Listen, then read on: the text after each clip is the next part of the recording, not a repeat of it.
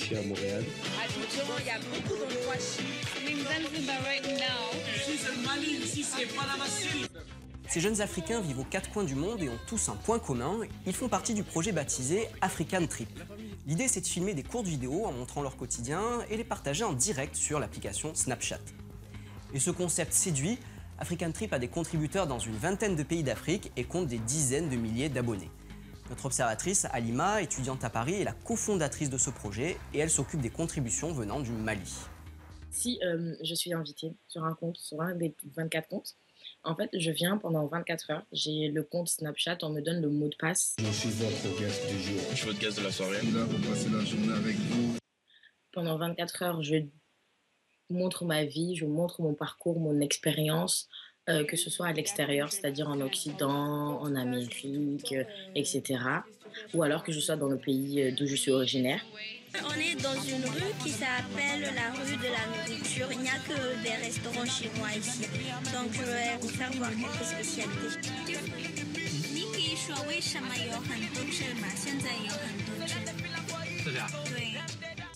Les administrateurs ont reçu énormément de demandes de la part de jeunes internautes qui veulent se prêter à cet exercice. L'objectif d'African Trip, c'est montrer la jeunesse d'Afrique autrement en sélectionnant des profils et des destinations variées et en laissant le champ libre à leurs invités.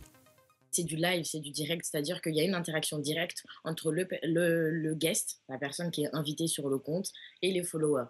C'est-à-dire qu'ils posent des questions et nous, on répond aux questions directement. Vous êtes prêts pour l'instru ou pas? Ce qui est très important, c'est de nous faire visiter le lieu dans lequel ils vivent, puisqu'on veut voyager en fait. On est sur l'un des ponts qui sépare Gatineau et Ottawa. Ottawa, c'est là. Gatineau, c'est là. On voyage et en même temps, on partage notre expérience en tant qu'étudiant à l'extérieur, en tant que jeune travailleur à l'extérieur. Quelles ont été les difficultés qu'on a rencontrées, quels sont les avantages, les inconvénients, pourquoi partir à l'extérieur et pas rester étudier dans notre pays natal, etc., etc. On crée des liens, les clichés sont cassés. On se dit finalement, en fait, ils sont cool les Béninois, en fait, ils sont cool les Nigériens, en fait, ils sont cool les Sud-Africains, ils ne font pas si pire que ça, etc., etc.